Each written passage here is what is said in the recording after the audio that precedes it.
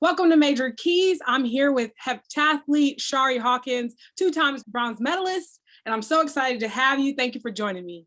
Yeah, thank you so much for having me. I'm really excited to chat with you a little bit today. Well, you are, like I said, you're a heptathlete.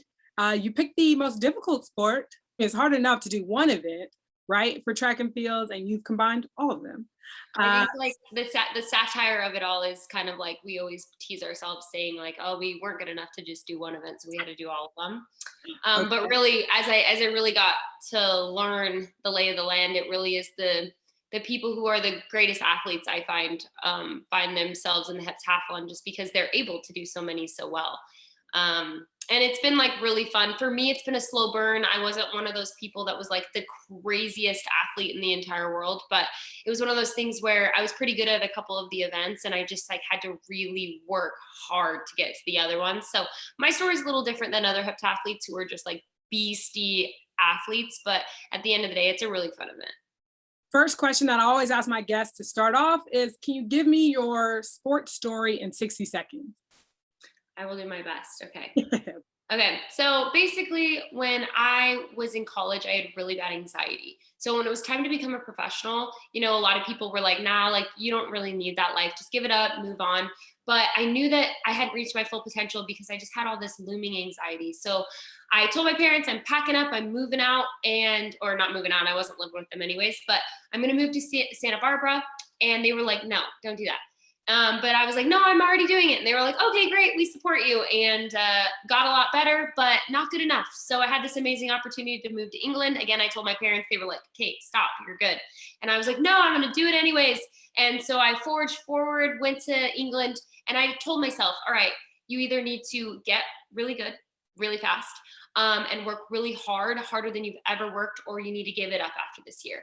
I worked really hard. I got 200 points better, and I made myself go from 17th in the nation to top 5 in the nation. And so I really started pushing myself forward even harder. And now I am living in San Diego, California, and just putting one foot in front of the other through the ups, through the downs, and riding this amazing magical train called being a professional athlete. Which is awesome. And I want to back up just a little bit to find out how you even got to the heptathlon, right? How did you even become an athlete? So what sports did you play growing up? How did you find the sport? Not even just, the heptathlon, but how did you find sport in general?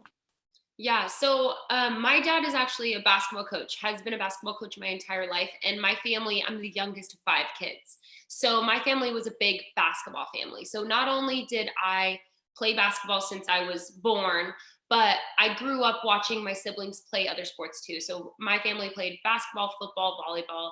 And so growing up, I was just kind of like always involved in that kind of stuff too. And I loved doing, dance. I was a cheerleader. Loved to just like dabbling in everything. So like really within life, I feel like I've always been kind of like a heptathlete in that I couldn't just choose one event. I just kind of had to do all of them. And when it came to track and field, it was no different. I loved jumping. I loved hurdling, and I loved like running. So it was just like so much fun. And when it was time to actually be recruited as a heptathlete, I was a little hesitant just because of the 800, because I've always been an explosive runner, but didn't really have much endurance. And so I was a little intimidated, but I've come to love it. I've come to love hating it. It's totally fine. We'll get over it. But that's kind of like my story in terms of how I got into sports. And what did being a part of sport growing up teach you as a young girl? I think, subconsciously, I don't think I really thought like, oh, it's teaching me something. But I think, growing up, it's allowed me to what my dad calls be coachable in life. I feel like I've learned to let life teach me lessons.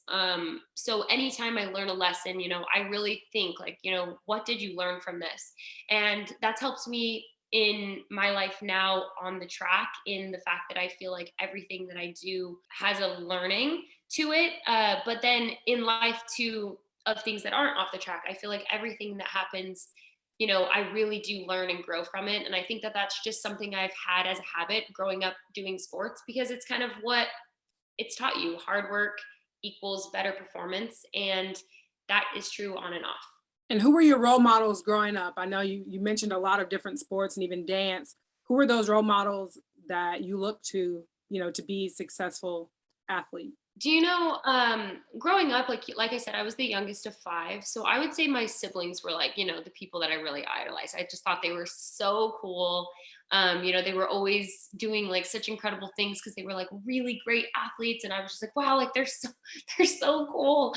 And I was just like obsessed with them. So like I wouldn't say that I had like too many like celebrity like athletes that I really looked up to and really wanted to emulate growing up, because I was so busy emulating my own siblings, which is really fun because they were all there during the Olympic trials, rooting me on. And they always tell me like now, like, I'm their idol. And so it's really cool. I know that mental health is, something that is important to you, and, you've talked about it openly. Why is it so important to you to be an advocate for mental health?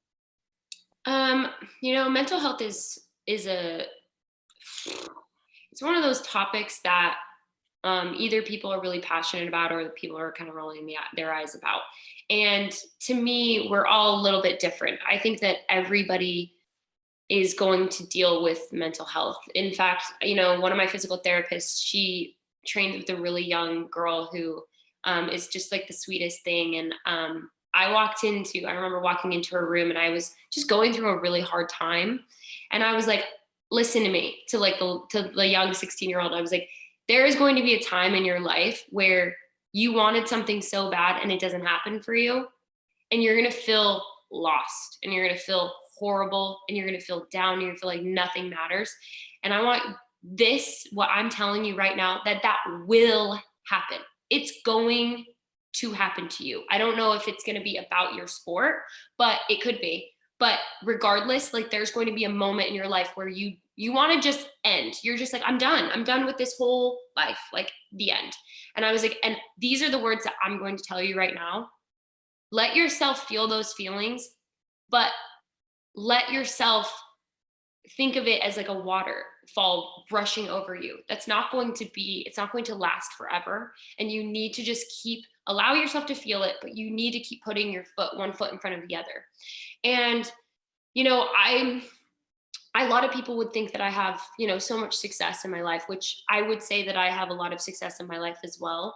But I am somebody who also goes through those mental challenges that bring you so far down, you don't even realize how you got that far down. And it's important for me to share because I think sometimes even me, like when I was feeling so terrible, like a part of me felt worse because I was like, other people aren't dealing with this. Like other people are just moving on with their lives and they're not upset and they're not mad and they're not angry and they're not like, thinking dark things. And it's just me. And it's not just me, it's everybody. And maybe it's just kind of like, I liken it into getting sick, right? We're all going to get like a little cold here and there. Maybe some people get sicknesses that are worse than others. But why does mental health have to be so crazy different than physical health? Because all of us are going to get mentally sick a little bit. We're all going to be under the weather when it comes to our mental health sometimes. And I think it's really important to think that, hey, like that's normal. Like everybody's doing that. Like pick a person on the street. That person has had mental health issues. Pick a person that you see on social media. That person, they've probably had the flu and they've probably had some mental health challenges in their life. And I think that if I am able to bring that to light, people won't feel so alone, and hopefully people won't be so hard on others as well, because understanding that we all go through it. Yeah, my favorite way to talk about it is you wouldn't, you don't go to a friend if you've like broken a finger. You don't go, you go to a doctor, you seek out a doctor, you go to therapy, you seek resources that are going to be helpful to your mental health. And again, just like going to the doctor, everybody needs to do that. So, that is a great thing that you use your platform in that way. We're going to change gears just a little bit. I have two segments. One is called It's a Vibe. All right. So I need you to tell me one thing that you would say it's a vibe right now for you, that you enjoy. It doesn't have to be, related to your sport. It could be really anything, fashion, a show you're watching, anything. Right now for me, it's, I'm like absolutely obsessed with Meet Me at Our Spot by like the Willow Smith song, like the new version that she just put out. Okay. I listen to it over and over and over forever and just like sit there. Like it's a vibe. It's a vibe. Okay, that's awesome. I haven't listened to it yet, so I'll be sure to do that. Really good. And the other segment is it's a lightning round, all right? So I'm sure you've done this before. You got to answer very quickly. And most of them are sports related, but I might throw a curveball in there. All right. So the first question is, what is your favorite women's sports moment of all time? Probably that, you know what? That's really hard. Anytime somebody gets a personal best in track and field, but that's really not just women, like, but when the motion comes over somebody's face, it's my favorite thing of all time. I cry every time. So I can't think of anything particular, but just anytime somebody does their personal best or they shock their own selves. Yes. What's your dream sporting event to attend as a spectator? Probably the Kentucky Derby. I just think that'd be a really cool bucket list item that I would think that would be just electric. What's your favorite event in the heptathlon? The high jump. I love it. High jump. All right. And what is the most difficult event? The 800, mentally and physically. It's tricky. All right. If a regular, everyday person like myself were to, go against a heptathlete, what event do you think they would have the best chance at? Probably either the 800 or the 200. Okay, so there's less skill involved, and the thing that's hard about with heptathletes is a lot of people are like, oh, like why are you guys so like bad at the events? And it's like we're not bad. We're only allowed to practice the events one day a week, basically. And so like imagine being a professional athlete in one event, but you only practice it one day a week. Like you'd probably not be as good as if you practice it 5 to 7 days a week. So probably the running events. And you practice for hours on end as well. Yeah, I think my longest day is 9.5. And that's including physical therapy after, but the physical therapy, it's not like massages or anything like that. It's like exercises that are like making like all, so I mean, you're going for a long time, but that's by far my longest day for sure. All right. Well, that's the end of the lightning round. And then the last question that I always have for my guests is, what is one major key that you would tell to anyone following your career, particularly young girls, young women who look up to you? What would you tell them about, trying to, achieve the way that you have or be successful in whatever area of life that they're looking to do?